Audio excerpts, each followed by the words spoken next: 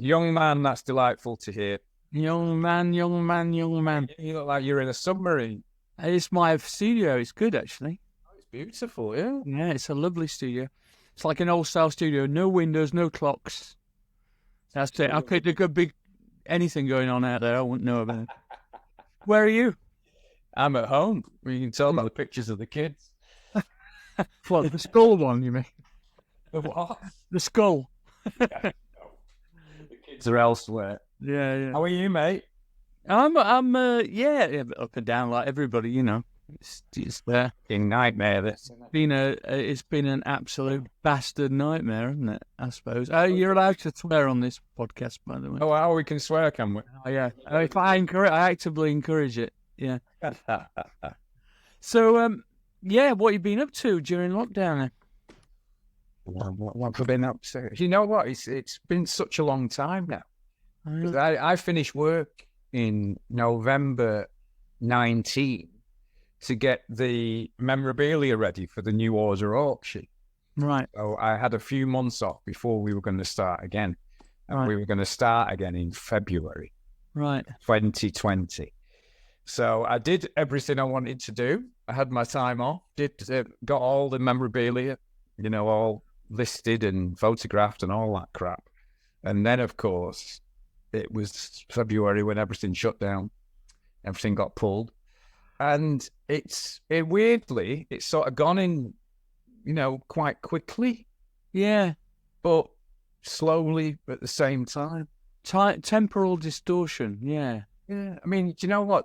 It's like, I'm not the first that said it, but it's like after 30-odd years, nearly 40 years of chasing our tails, it was actually, there was so much shit that I kept putting off. And I'd been putting off for 39 years that I actually got to do a lot of stuff. It's like somebody gave you the best excuse in the world, or sort of gave everybody else the best excuse in the world for you to do things that you've been putting off for years.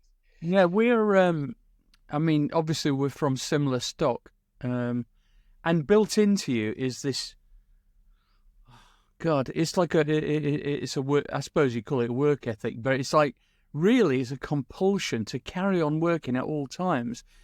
And I liken it to, I've talked to various American artists and came from very, kind of poor backgrounds, and especially black artists. And it's just like this survival mechanism, Yeah, well, I mean, it's quite odd in a way, isn't it? Because it's like a mixture of survivor's guilt. Yeah.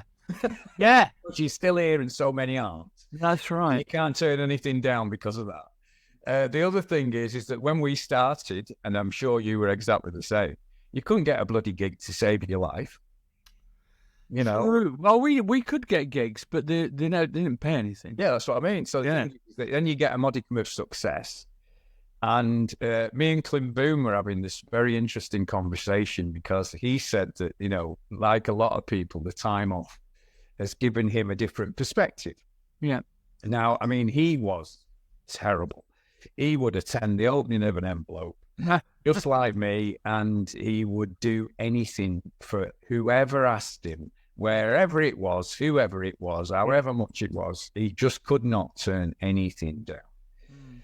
And he has had a complete reawakening, after being at home with the kids and the missus and finding other ways to survive. And he's gone the opposite way now. He's turning loads of stuff down. And I said, there's something you're missing though, surely. And he said, yeah. And he said, but I'm not sure what it is. And I went, I know what it is.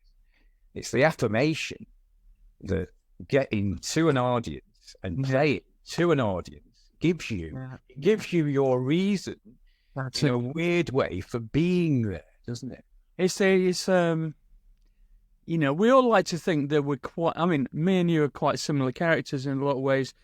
We're not particularly bigging ourselves up all the time. It's not really the done thing to do that. But very not. On the other side of the coin, you want to get that approbation back, don't you?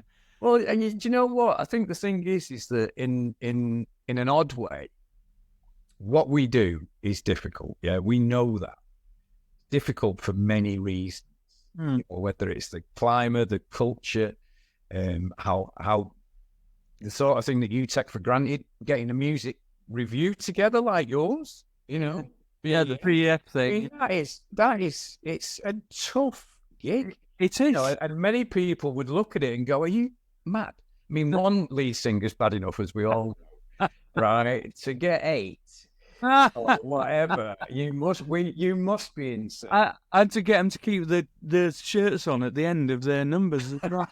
It's very tough. Thank God you're a man. That's all I can say. Yeah, you'll be pleased to hear that I have cross-addicted again into staying fit. So if we ever do get another gig, mate, I will. Yeah, you're looking good, man. You look like you've been away. Yeah, you look. Yeah, it's funny. I managed to because I've got pneumonic scarring. Have you? Lungs through. I got pneumonia 3 times in a row once. Yeah, flying long distances. I don't know. I mean, I was able to, because I was pretty fit.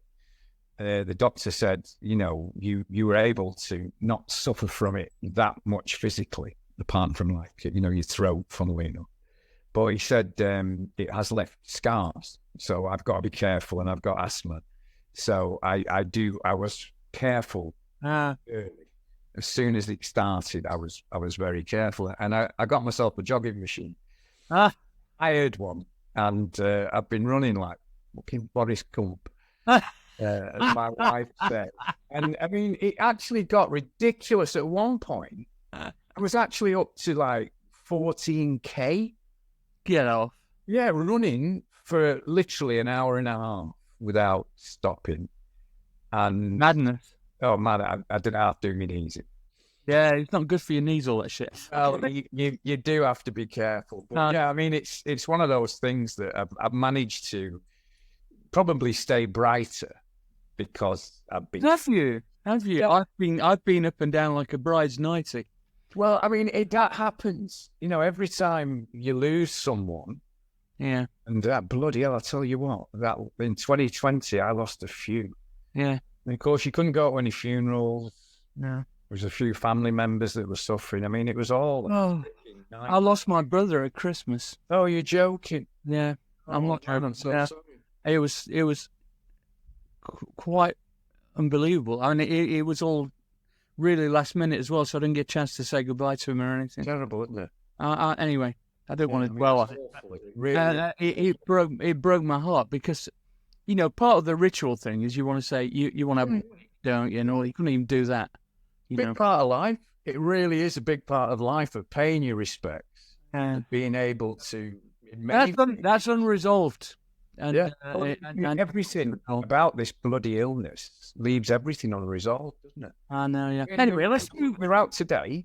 Yeah, in Knutsford, which is one of our favourite places to go, and we go and walk the dogs and, you know, have a coffee and all that crap. And oh my God, the amount of property to let. Really? Everyone's gone bump. Have they?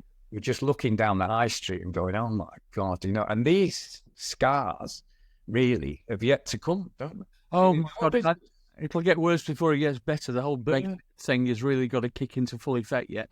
Anyway, on that bombshell, let's talk about something cheerful, shall we? About your growing up, and well, I think it was cheerful. I mean, you know, when you're young, I know your parents split up, didn't they, when you were young? But I mean, the point is, you don't really think about it in those terms.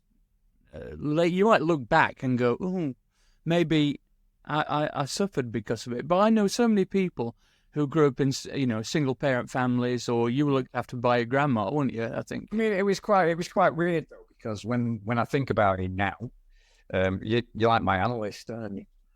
Well, this is online analysis. I've been having therapy, so I'm kind of.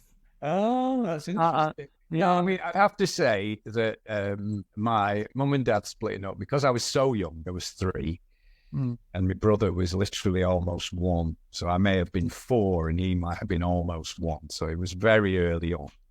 And we went to live with my grandmother, and my mother's always worked, always. So it didn't really bother me at all. No, of course. To be honest with you, it more bothered me when my stepfather came along. Because that was the bit that you had to get used to again. And you didn't want to share your mum, probably. No, exactly, yeah. Kid. And, you know, he was quite a character, my stepdad. It has to be said. He had a job. He worked for a glass firm in Halifax or Huddersfield. And they used to make the glass blowing machines for bottles. Yeah, yeah. And he used to get to travel all around the world fixing these machines. He was a proper glass engineer, and he'd been everywhere. And then I remember one afternoon, my mum and dad coming in when they'd got married, and we were back at home, but they'd gone off and got married. So I was probably about 6 then, right, something like that. And then he got a job in Jamaica. Yeah, I saw that on Wikipedia. That's interesting. Yeah, and we moved to Jamaica from Odsal in Salford. That must have been a right head fight. Yeah, to Jamaica. Now, the interesting thing was he had such a great job that when we got to Jamaica, we had our own villa and we had servants. Now, that's odd, isn't it? Oh, man, it was unbelievable. So you're talking about a very sort of middle class or upper middle class way of living in Jamaica, which we enjoyed for 3 years, which was wild. I mean, I had a wild time as a kid, 6 to 10, but my mother hated it, you see, and we got into all sorts of the normal trouble that couples get into. I'll spare you those details, but anyway, when his contract was up, he'd earned a lot of money, and my mother insisted that we come back to Salford. So, wow, that's going to be a culture shock after that, isn't it? Well, yeah, I mean, I'd have been in Bob Marley's backing band, wouldn't I? If I hadn't had dreads and everything. Yeah. So we came back to Salford, and sadly, my stepfather never forgave us for dragging him back. He had to get a normal job, and he hated it, and he just became a real miserable old bloke. Oh. Which was, yeah, I mean, and I suppose I was 11, so we were just getting, you know, our kid would be 8 and I was 11, so I was just getting to the obnoxious teenager syndrome, which I did very well. Yeah, well done. Congratulations. I was really good at that. Yeah, good at being a bastard. And yeah, it was a shame. You know, it was a shame for him because of what he was before, but well, you know what? Love makes us do ridiculous things, doesn't it? It does. Yeah, exactly. And so tell us about, how did you meet everybody with Joy Division? Let's move forward with that. Well, when I came back from Jamaica, we were in a private school in Jamaica, and when I got there, my God, the teachers thought I was thick because their standard of literacy, shall we say, was so much higher than schools in Salford. And after 3 years of that, when I came back to school in Salford, I just walked it. Yeah. Oh my God, it was unbelievable. It was fantastic. And I sat my 11 plus and sailed through it. And I got grammar school. Yeah. And on the first day in Salford Grammar School, as I walked through the gates, I literally bumped into Barney. Oh, really? When we were 11, yeah. And he, funnily enough, we had a weird history. There was only 2 of us from my school who got to secondary school, and there was a grammar school and a tech. So the cock of our school, who's called Dave Ward, in Salford, he got to Salford Tech. And the cock of Barney's school, who was called Baz Benson, got to Salford Grammar. And they became literal enemies, as competing cocks are used to be. So I was Dave Ward's sort of sidekick, and Barney was Baz Benson's sidekick. So we were like the sidekicks. we were, you know, it's nothing to do with me, and they were always fucking either fighting each other or somebody, you know. So we were able to stay on the fringes of the radar Right. I suppose you'd say, in school. And, the pecking orders, you get bullied and you bully someone else. It's just a pecking order, isn't it? Yeah, of course. So we knew each other very well. Right. At school. And then I started knocking around with Barney. I mean, it was quite funny, really. I had a reunion with my old schoolmates not long ago, about just before lockdown. And it was really weird hearing them talk because, they've grown up with me now and Barney. And I tell you what, to a man, they all said that they didn't like him. Really? Yeah, which I'd never noticed, which was quite odd, and it actually quite surprised me. But really, I suppose, with the way that it's turned out, maybe I shouldn't have been that surprised. I've never met him, Yeah, but they didn't tell me, because I used to, I had like two sets of mates.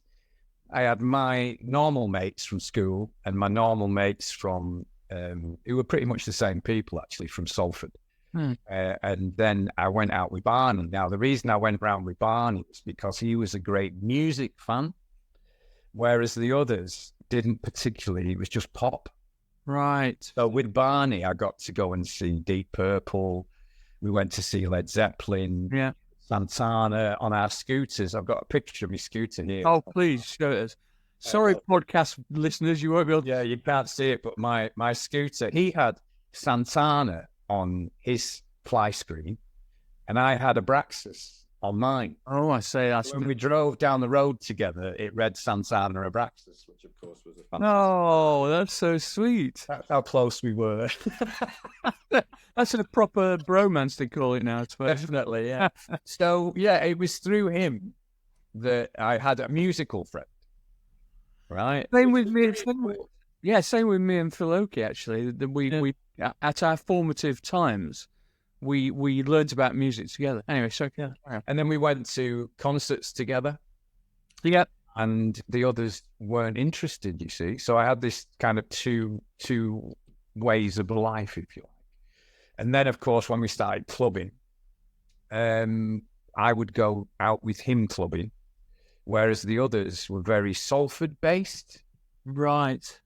So it was weird. It's I can think about it now, whereas at the time I never thought about it. No, of course you don't. It's just what happens. I used to stay with Barney all weekend. I'd come on Friday night and I'd leave on Sunday night. It must have been very upsetting to fall out. Well, we've fallen out all the time over the years. So that isn't, it wasn't, it was upsetting the first time. Yeah. Because he split New Order up the first time to go off and do electronic. He really did. It was like being with a girlfriend when she says she wants to see other people. Oh, open relationship. Oh God! I remember we sold out this huge gig, Irvine Meadows in California, and it was sold out, and it was like 12 or 15,000 people or something. It was big outdoor gig, fantastic gig actually. It was in a beautiful place in Irvine Meadows, amphitheatre, and we had a meeting. And I was thinking, why are we having a meeting just before the gig? It's something you should never do, because, we were fighting like fuck about everything, really, And I think that, sadly, because of the Hacienda and the way that Factory turned out, it didn't help our relationship. You were forever fighting for survival. Yeah. And you were never able to enjoy the music because there was always something that was fucking up the music. Like the Hacienda fucked it up from 1981. We were always worried, always having to divert all our money into it, and it fucked everything up really. And then Factory did the same thing. And then of course, it's quite complicated. If anybody wants to read the New Order book, it's all in there. Yeah, I've read it. Yeah, so we were having this meeting. Now, we'd got to the bit separate limos. Yeah, I get it. Okay, yeah. Separate limos. So we went there. Steve and Gillian went in one limo. I thought you were Fleetwood fucking Mac, right? Yes. Yeah. I think it was that thing about you were together so much Yeah. that, being apart was actually quite attractive for a little bit of time. So anyway, we went to this hotel and all the lawyers were there from, trying to save the Hacienda, trying to save Dry 201 the bar, and trying to save Factory. And we were sat there like with our head in our hands. I remember he was sat on the windowsill. We were at the table. And he sort of blurted out during this fucking horrible business meeting that he wanted to work with other people. And I nearly fell off my chair. I was really shocked, and anyway. Did you feel, I'm sorry, it does sound like therapy, this. Not meant to. How did you feel at the time? Should we work through this? Did you feel betrayed? Yeah, absolutely betrayed. Yeah. There's a lot of parallels with me and Phil here. Yeah, I mean, it really was the old knife in the heart. I mean, I knew that we were, we there was a stormy relationship. Yeah. There were also very different ideas that we had for the group, for the music, but we would always manage to get through it. Yeah, but that was like a real. This was a dagger to the heart. Yeah, yeah. It was a breakup, wasn't it? And I remember getting back in the limo, and oh man, I was gagging for a drink at that point. Oh man, and I was in this limo, and we were stuck in loads of traffic. Literally, like the highway was 4 lanes, just full of traffic, and I'm in the back of this limo, kicking off like a little child. I was going, what is this fucking traffic? Why is this fucking traffic out here in the middle of fucking nowhere? You know what I mean? What the fuck is going on? And this driver, he turned around to me and he went, man, he said, all these people are coming to see you. Yeah. And I was like, oh. Yes, and he suddenly hit you. What an arsehole you would be. Yeah, and it didn't make me feel better. No. And then that was the seeds were sown then for New Order's first split, which I actually thought was a complete split, funnily enough. And we all went off and did our own thing. And we had to reconvene to save the Hacienda and save Factory. And the only way we could do that was to make another record. Right. And making that record, I think, really split us. Because of the way it went through the recording process. Very unhappy. It wasn't unhappy making the record because me, Steve and Julian actually wrote nearly all the record. And because Barney was busy with Electronic. And he kept saying, oh, you carry on, and I'll come, when I can. And he never did. And then we ended up at Real World, of course, the most expensive studio in Britain at that time. I think it probably still is, actually. We ended up in Real World with all these tracks that we'd written, waiting for him to do the vocal. And I mean, I must admit, our relationship wasn't great. But as soon as we started working, he couldn't get a vocal line for any of our songs. So we had to start rewriting the music. And then we were watching all our ideas disappear one by one, and you'd go in. He had a separate studio where he was working on the vocals. So we were recording the music in one with Stephen Hague, and he had a programmer in another studio. So, I mean, it was just very divisive. It was, and you'd go in. Well, the vibe of a band, is it? I mean, a band is meant to be us against the world, Well, it is, but, I mean, the thing is, it's not a unusual story, is it? I mean, I'm reading the biography of John Entwistle at the moment, and as I'm reading it, I'm swearing that I will never read another musical biography because they're all the same. Every band ends up having the same problems, different names, same problems. And of course, to find out that the Who were just as bad. It's just as bad as us, just as bad. I was like, oh, God, I'm definitely... Well, very early on in my production career, I decided never to work with bands. Because anything over 3 people, it's cliques. Yeah. And you spend more time doing the psychological thing than you do being creative. It's human nature, isn't it? Really? Yeah. Anyway. So there you go. So that was fascinating. So tell me about a bit more about the Hacienda. We kind of skated over it. I mean, you know, I now went to the Hacienda a few times, and I fucking loved it, honestly. And also, talking about the factory, we played there a couple of times, and I mean, but the Hacienda was such a mad enterprise. But I can't believe that he wasn't successful. How did he fuck up so bad? It was easy, really, because none of them knew what they were doing. And when they say a fool and his money are soon parted, right, is absolute truth. And what happened was that Rob and Tony were very open people. Yeah. And as it turned out, quite honest. Now, in the club business, that is a rarity.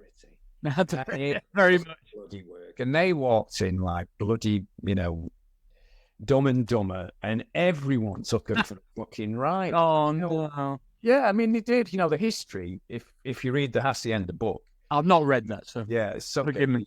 It's actually detailed quite well how much advantage was taken of them. Now, interestingly, for Rob and Tony, because of Joy Division's success, they had a lot of money to play with. So the thing is, because they didn't know what they were doing, if somebody came along with five magic beans, and they'd go, well, how much do you want for him? And they'd go, oh, well, I want 10 grand. And they'd go, well, that seems cheap. I'll give you 15. Beans, aren't they? You know what I mean? That was Rob Gretton's attitude, because Rob always used to say, if anybody ripped him off, you know, did a bad job, and then sent a bill in, he'd always say to his secretary, he'd go, pay him more to make him look a cunt. And I'd say, I'm not sure about the logic of that, to be honest. No, and I'm not sure about it either. And I'd say, Robert, how does that make them look a bastard, if you like? Don't use that word. If you pay him more. He said, it just does, right? So shut it and just do that. And I was like, it was like tipping for bad. Yeah, it was good. It was a really strange attitude. Yeah. So the thing is that they made loads of mistakes very early on, because they weren't working with anybody who had experience. The only people they were working with were basically our road crew. So they brought all the friends in, you know, and your friends are great at going out and getting pissed with you, but they're not great at running nightclubs when you're employing 70 people. Oh my God. All right. To your cost quite early. Yeah. Oh my God. So nobody was controlling costs. Yeah, I mean, and you know, Ben Kelly, the designer. Yeah, I know Ben. I've met him. Yeah, he went 100% over budget. And Rob Gretton, insanely, actually liked that. Well, it must be great because it's cost this much money, look. And we were like, no. I mean, don't forget then, I was on, when the Hacienda opened, I think I was on 15 quid a week. And the Hacienda had cost 550,000 to build, of which we'd paid half. It was quite interesting because we paid half of our royalties to build it, and then factory used the other half of our royalties to build their share, but didn't pay us the money that they owed us. Oh, so in reality, we'd paid for it all. No, well done. Let's go back to the factory then. So was there a problem? Look, forgive me if this has all been documented. I'm just, but to be honest, the podcast listeners might not know this. So the factory, you're saying Tony Wilson's accounting methods weren't, you didn't get. No, he never knew how many records Joy Division had sold. What? He literally just worked it out on the back of a fact packet. And when you needed money, you would go in and ask him, and he would give you money. They never accounted it to us for years. Yeah, I mean, it was interesting because, you know, Jilted John, the record, you know, Gordon the Moor, in it. Garden is... Yeah. I know, I interviewed Graham. Yeah. When Gordon the Moron guy was quite a well-known guy in Manchester, he was in the video and he was the mate of Graham Bellows. And I always remember every time we used to have a meeting about factory or, you know, some public thing or some launch or whatever, he always used to get so incensed with factory because he said, why does everybody say Factory is such a great record label? He said they've only got one job, which is to pay their artists, and they can't even do that. That's not good. And yeah, but I mean, it was weird because, to be honest with you, the anarchy of it and the chaos actually appealed and fitted in with our Sex Pistols punk ethics that we'd begun with. Yeah, but you know what, Peter? It's like we were signed to Fast Records, and Bob Last was a mate of Tony Wilson's. Lovely man. Lovely, great. And the label was great as well. Do you know what? He was very much that kind of DIY thing. But Idealist. yeah, he's an idealist. But he was a DIY guy, but he used to send us handwritten accounts. Like, I've got an image of one somewhere. I'll put it up online. Every 6 months. So it was like something from fucking Samuel Pepys. Honestly, it was amazing. Tony Wilson was never like that. I remember being at a meeting with him when the Hacienda was in trouble, and they'd gone round Manchester and they'd got this great, this club guru, you know, who knew how to fix everything. Right. And he came into the meeting, this consultant, and he sat there and he started to say, right, okay, well, your business model is set up wrong. You need to do this and do this. And Tony Wilson went, whoa, whoa, whoa, whoa, whoa. He said, whoa. He said, you are really fucking boring. Yeah. Now, by this time, we were half cut anyway with a crate of Sapporo on it. So we thought it was funny. The guy really got upset and got kicked out, and Tony Wilson just went, well, thank God for that. What an arsehole he was. And so the idiots got back to running the asylum. Oh, my God. He just laughed at that. And so we were our own worst enemies. Yeah. The only time that we realised how silly we'd been was when we got investigated by the taxman. Right. And what happened was that in those days, I heard in some places, some establishments would pay some of their staff in cash. Right. And some of their staff on the books. Yeah. And what happened was you had two sets of books. Now, the average idiot that we were employing at the time, one of these said idiots was in the office, and the manager of the club said, right, we're having a PAYE inspection later. Right, here's the two sets of books. Whatever you do, don't press the red button. Don't give them this set of books. I know what's coming next. So the PAYE guy turns up, says, oh, hello, I've come to look at the books. The idiot goes and gives him the cash books. Oh. So he sits there and has like a eureka moment.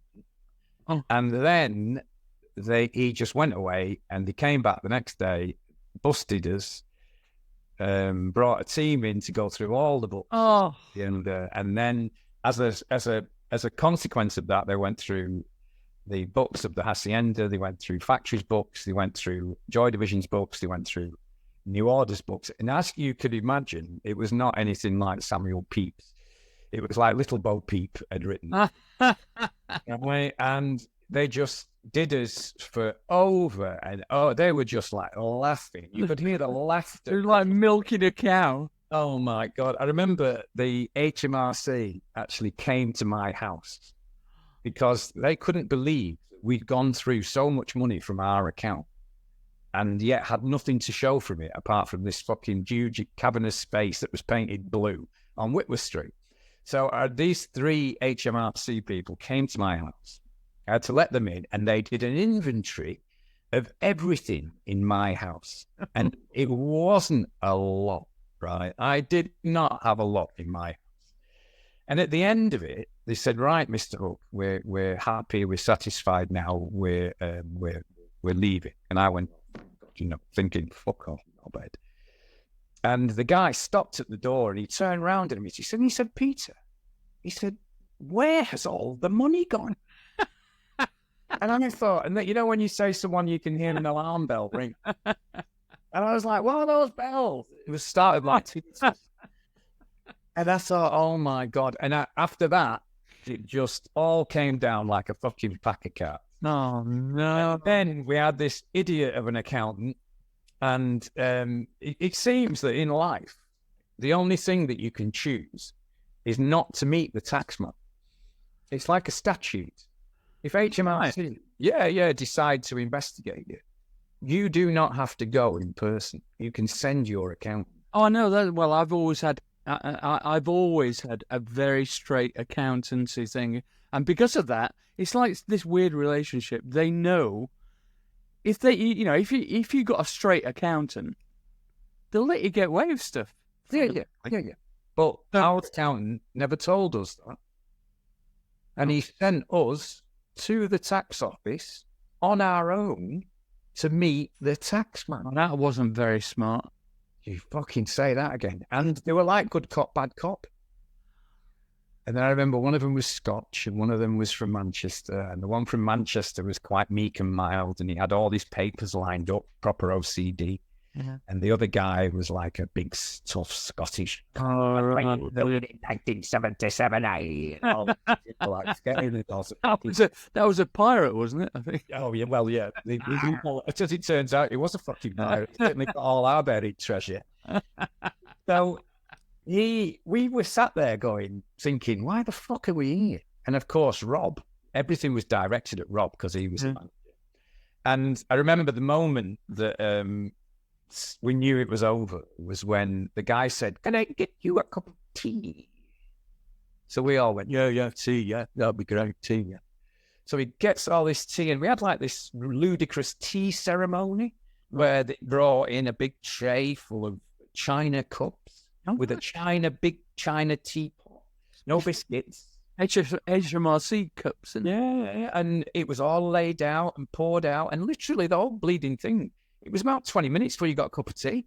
But this Scotch guy was pouring it out and going, "Would you like milk, Mr. Gretton?" He seemed to speak Rob Albert's first to get his tea.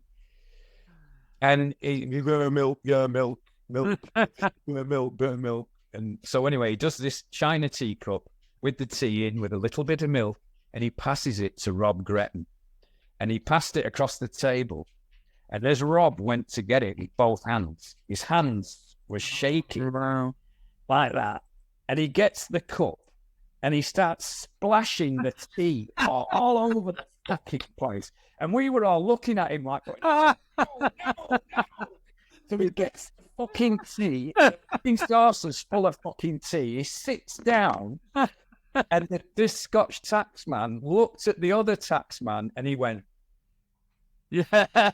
It's the classic poker tell, isn't it? Oh my God. We just thought, oh my God, we are fucked. Definitely fucked. We were fucked, absolutely fucked. We got the biggest tax fine in English musical history.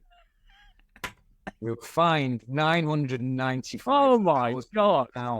in 1985. It took us 10 years to pay it off. And of course, a tax fine isn't fucking tax deductible. So it was just a complete, it was just nightmare, absolute nightmare. And still through it, we never stopped. And, Tony Wilson actually turned around to me right at the end and said, "You know what? You've got a lot to thank the Hacienda for." And I went, "How do you fucking work that out?" He went, "Because it's kept you miserable. And because you were miserable, you've made great music." Oh, yeah. That's very Tony. It's the old Adele, isn't it? The old Adele theory. I don't know if you need that amount of misery, to be honest. Maybe £100,000 would have been enough misery. But anyway, that's a fantastic story, I have to say. Well, and any group who might be listening to this podcast to go down that route. Well, all I can say is it's not very exciting having a financial controller for your business. No. It's the best money you're ever going to spend. Yeah, you see, I mean, it's interesting in those days. It was still where the manager knows best. And the manager has, because I remember I used to go to my accountant and say, we're all skint. I couldn't pay my gas bill. And Blue Monday was the biggest selling 12-inch of all time. The Hacienda was rammed, acid house. You know, there's money pouring into it like a tsunami. And I still couldn't pay me fucking tax bill. And I was saying to our accountant, I said, why is this? Why are we all skinned? And he went, oh, Peter. He said, I don't want to tell you this, but we're not all skinned.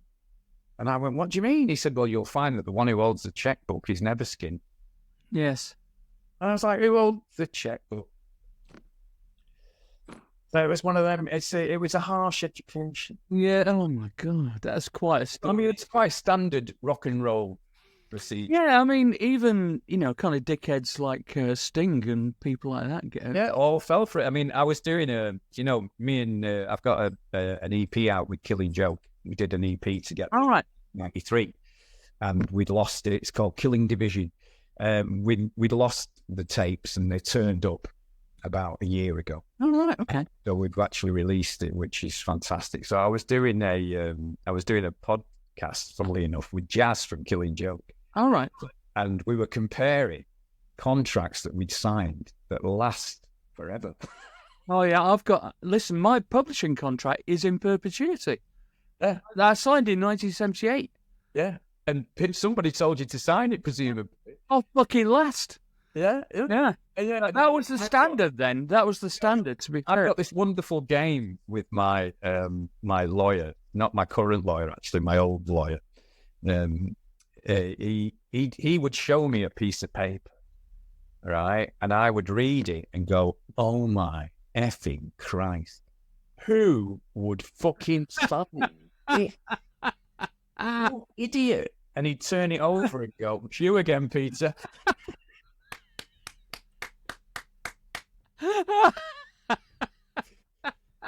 Because when you're 20, you'll sign out. But no, you just want to get on with it, don't you? You want to get out of there. I know. Me and Jazz from Killing Joke were reminiscing about deals that you've signed forever, and management deals you've signed forever, and all the rest of it. And it's like it's amazing that we ever got to Blue Monday. Never mind, got as far as we did. Yeah. You do develop a kind of a weird attitude, don't you? The thing is, we emerged through the punk thing. We emerged into a scenario where it was very much that DIY philosophy, and and fanzines and all that stuff. And we thought that we were driven like artists, really. And I used to think, God, we don't want to be poor like fucking artists. I mean, me and Ian and Glenn made an effort to try and understand the business side of things, so we didn't get stung like you guys did. But I kind of admire your chutzpah of just going, fuck it, all the money, pump it into something else. It's the classic. It's kind of like psychedelic entrepreneurism. Yeah, and do you know what? I remember one fantastic night on the second birthday of the Hacienda, and me and Barney had gone down to the second birthday party, and we were walking around going, look at this fucking place, look at these twats, look what they've done to all this lot, daddy, I'm going to go fucking mad when I see so-and-so, I'm going to fucking kick some ass around here, and all this lot. And we were both like, come on, let's go down there. So anyway, we're marching down, and the manager of the club, we saw him, and we marched up to him, ready to give him a fucking massive mouthful. And he went, oh, there's a load of free drinks in the drink. Yeah. So we went, free drinks. Wow. And of course, there's loads of, fancy birds and all that stuff. Yeah, but you know what? We were paying for the drinks anyway. So it was just... Yeah, that's a bit like your own album, Yeah. You're going, we can go in the best studios and everything, and not even and turning a blind eye to the fact that you end up paying for the fucking thing anyway. Yes, without a doubt. The thing is that as, Rob Gret, he used to say to us, it's about the Hacienda in particular. He always used to say, listen, you can't fucking buy a legacy like this. And we would be going, listen, a legacy doesn't pay you. No, exactly. Your kids to fucking school. I know, exactly. But ironically, in a way, he was absolutely right. Well, it's lasted and it will last forever. So let's move on to the musical side of things then. So, and do you know, I don't know, I never thought that story would be so funny. But anyway, Thank you. it's good that you've taken it in good heart. Anyway, right, I'm going to say. Right, I know for a fact that the bands that you've been in would not have existed were it not for your talent, right? Now, I do spend a couple of minutes normally blowing smoke up the arse of the people I interview, but I genuinely believe that because, you know, I've just, in preparation for this, I've been listening to you, somebody did an article about your best 10 best songs, and I think you could probably, even if you have nothing to do with this, actually, it's like you've written it, because it's like going, one of rock and roll's, I've written it down actually, one of the greatest bassists rock and roll has ever seen, right? This guy wrote, but what really impressed me was, firstly, how beautiful and melodical what you did was. Secondly, how similar it was. A lot of the bass lines you were playing before the electronic thing was like almost like programmed bass lines, in a way. But I mean, like a sequence, you know, because of the 16s nature of what you're doing, the 8s nature, and the driving nature of it. And I wrote this. You'll like this. Motor-powered elegance. But it is, though. I'm going to have it on a T-shirt. Yeah, motor-powered elegance. There's only one Peter Hook. Yeah. That's very kind of you. Yeah. But what I think is that there's no core to the song, essentially, unless your improvisation and your melodies are weaving through it.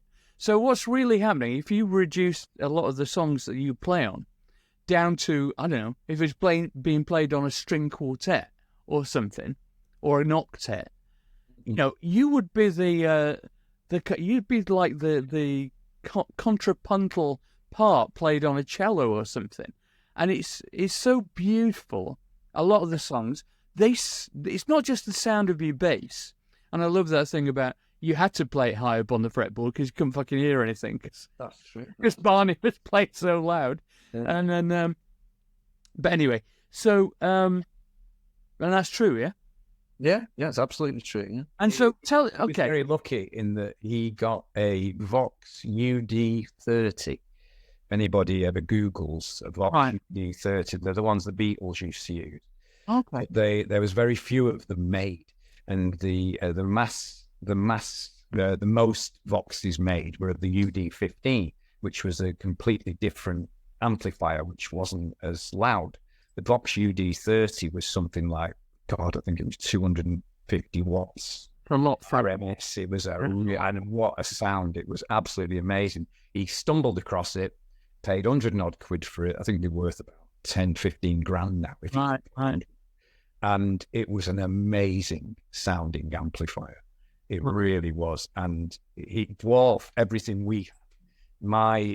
I remember when I bought the guitar and I went in and, you know, history tells it. I didn't know what a bass guitar was when I went to buy one.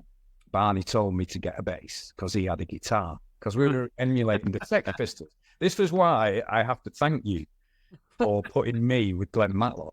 All right. Glenn Matlock was without him, I wouldn't be talking to you now. Is that right? Absolutely right, yeah. I mean, without him writing the Sex Pistols music, I wouldn't be here, because I went to see Glenn play with the Sex Pistols, and I was so inspired that we walked out and formed a band, and I went and bought a bass guitar the next day, and the guy said to me, well, which bass guitar do you want? And I went, I just want a bass guitar. And he said, do you know what a bass guitar is? And I went, no. And he went, well, what about this one? And he pulled one off the wall, and he said, it's only got 4 strings, you know. And I thought, oh, that's good. If Barney's at 6, well, this would be easier to play.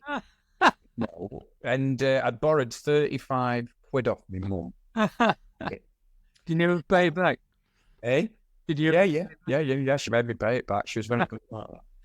And he said it's 32 quid. And I thought, oh, brilliant.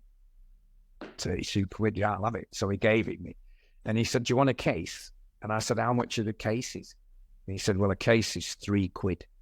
Oh. I was like, she said, I have to walk home. And walking home from Manchester, Piccadilly to Little Holton would have taken me 3-4 hours. Oh, my God. Shit. I said, no, I can't afford it because I've got to get the bus home. And he went, all right. He said, I'll get you a black bin liner. And I went, oh, a black bin liner.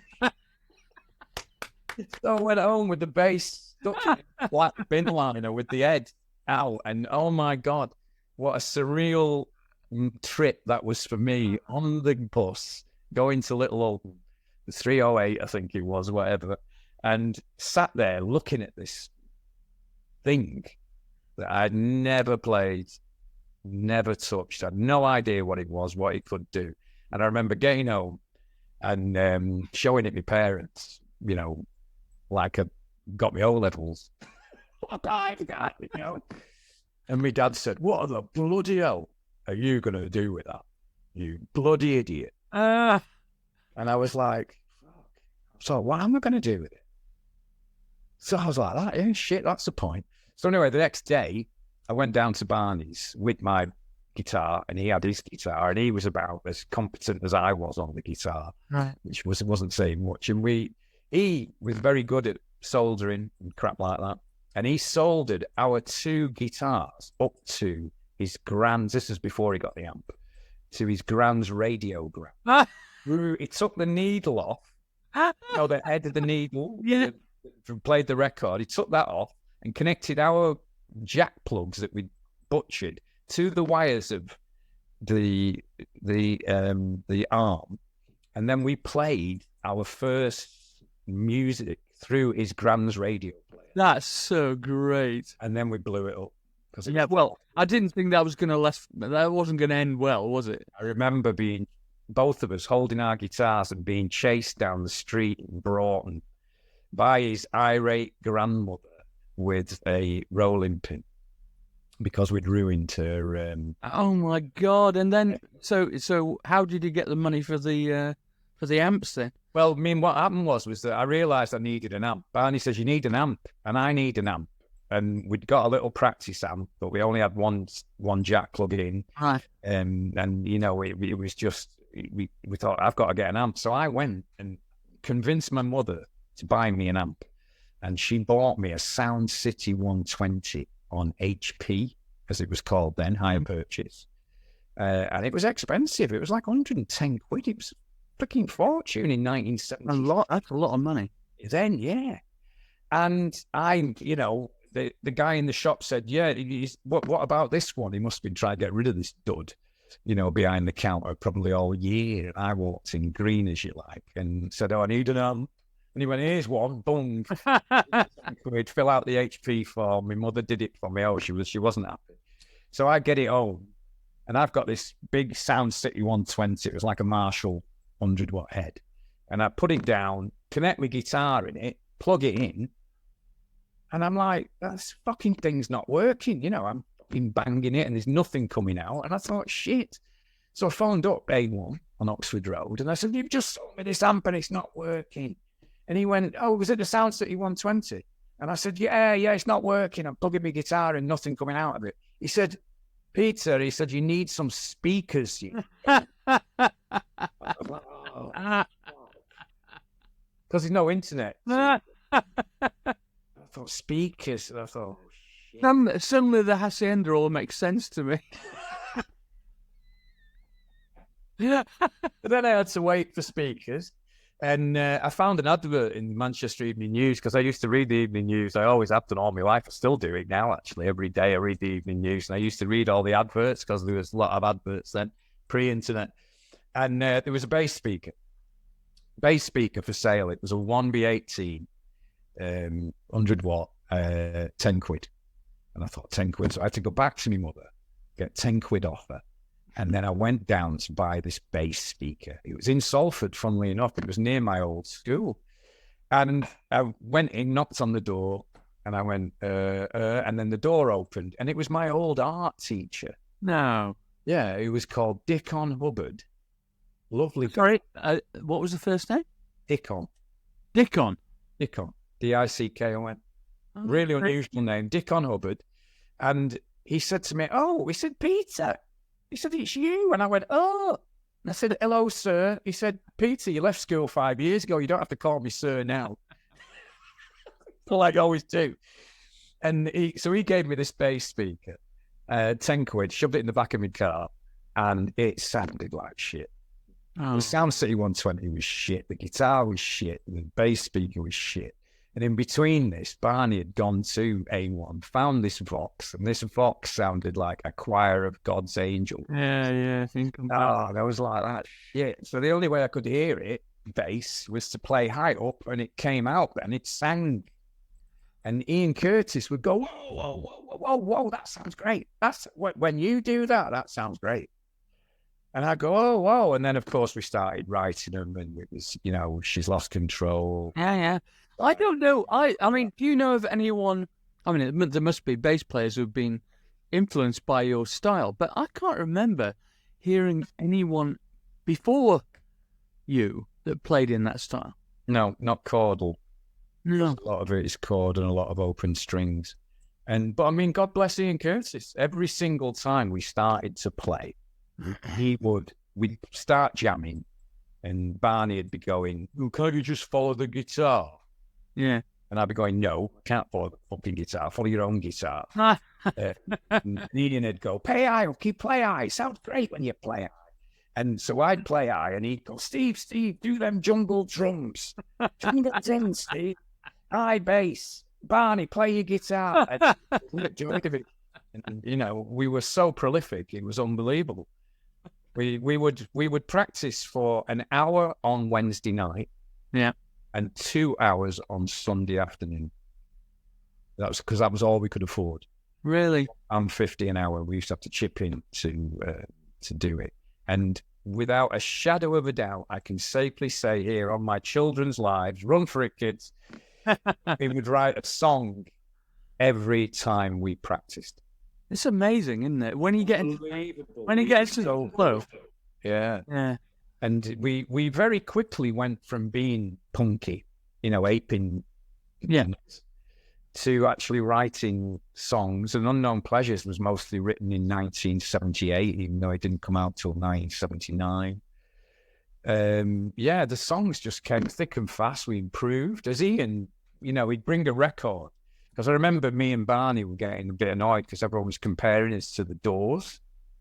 And I was saying to Barney, I said, "You were the fucking Doors. Where the fuck are the Doors from? Are they from Birmingham or something?" I was like, "What are they?" And he'd go, "I don't know. I haven't got a fucking clue." And then Ian would go, "What's a fucking perception, mate?" "Yeah, I know the Doors," he'd say. And he'd bring us a Doors record and say, "Oh, they're from LA." And we were like, "Whoa." And It's because of Ian's voice, though, isn't it? That's the music wasn't the same at all. Well, when you put the Doors on, you could hear. Yeah. I thought I could hear it because we actually went through a phase of playing Riders on the Storm. Oh, that would like. Is that recorded? Was that recorded? No, it was never recorded. Oh my God! Have you not got a copy of that? No. No. I'd love to. Riders on the Storm at the factory. We played it twice when we gigged at the factory. Did it have like a? And no one noticed. Did it have like a pumping bass line? It had like a Joy Division-esque bass line. Yeah, we changed it, but it was Riders on the Storm. Oh, it's perfect for you guys. Yeah. But nobody noticed it wasn't. I tell you what. Here's an idea. Because various people I've been interviewing, I've been thinking about doing another BF album. You should be on my next BF album. We'll do a cover. I would love that. Thank you, and I'll hold you to that. Yeah, we'll do right. We'll do an electronic version. You can do the programming for the bass, and you can sing it. Yeah, fantastic, man. And you're actually fulfilling a little bit of history because we did never actually record it.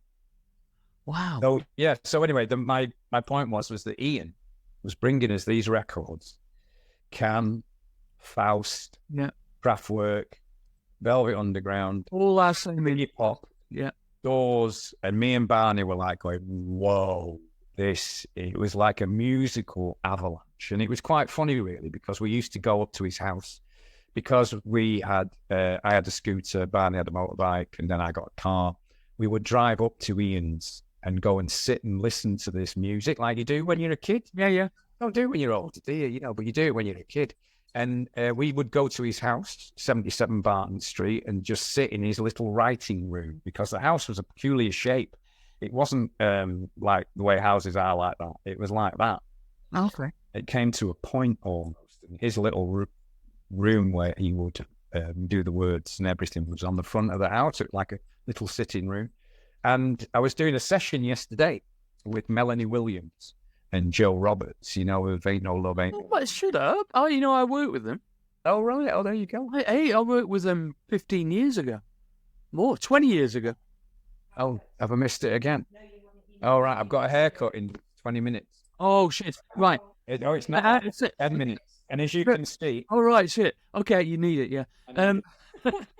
Right, send Joe and Melanie my love. Yeah, I will do.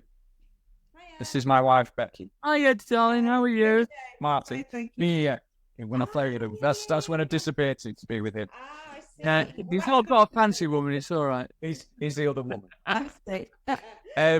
Where was I then? Yeah, so I was doing a session with Melanie and Joe, and I got a little bit lost, and I ended up on bloody outside Ian's house. Would you believe it? 77 Barton Street. It was so weird. So weird to be talking about it now when I stumbled across it. It's like you're drawn to it somehow. Well, yeah, I mean, I know where it is. It's just that I didn't know where it is in relation to their house. Oh. I got lost on the back streets in Macclesfield. And now the dogs come to solo. They're all coming in, man. Yeah, so it was quite weird how these things happen. But yeah, I mean, Ian, I have to say, was he taught me music. Yeah, he's a proper music. I've read your book, and it's obvious how much you love it. It was, me and Barney were very heavy metal. Yeah. He was a true kind of creator, artist type. Yeah. Right, because we got so little time, I'm going to tell you that you are one of only about 4 people I've said this to, that if possible, it'd be fantastic to have a part 2 later in the year. Part 2 would be because we're not really we've not really got far, have we? No, but I just, It's epic. It's podcast gold, all of this. Well, there's a lot more stories. There's a lot more stuff, and I think... But you've got to Acid House yet? No! Oh my God. Oh my God, yeah, there's plenty of stories there. So I do this smash hits thing with everyone where I ask them their favourite X, right? So and we don't have to go into any depths, just we can do short answers. So what's your favourite film? Favourite film was Mad Max. For a long, long time. Yeah. And what's my favourite film now that's moved on? Quadrophenia, actually. I actually bought a Quadrophenia poster. Really? Quadrophenia is one of my old... I mean, I was a scooter boy. Oh, yeah. And I love the music. And Quadrophenia is one of my favourite albums. It broke my heart about reading that bloody Who story. But yeah, Quadrophenia is a fantastic album. I must have actually ripped off Quadrophenia a lot. Funnily enough, we couldn't do it. Yeah, we couldn't do it as New Order. What's your favourite book?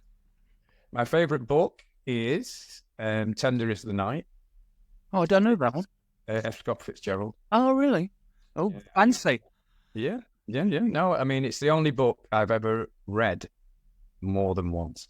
Is it? 2 or 3 times. That book inspired the bass line to Leave Me Alone by New Order. Is that right? And there's a song called Tender is the Night by Monaco. That's how much that book wow. Yeah, and it's funny, I've tried other F. Scott Fitzgerald books and they've never had any impact on me. It's all Great Gatsby is the well-known one. But yeah, Tender is the Night is my favourite book. Okay, favourite TV show, old or new? Cool, wow. That's an interesting one. My favourite TV show at the moment is SEAL Team. 4 in a bed. Which is actually very good, SEAL. But my other joint, Walking Dead. Walking Dead, oh yeah, it's good, the Walking Dead was on. Okay, moment that changed you forever, or epiphanal moment, kind of My turning point. see, it's easy when the Sex Pistols started playing.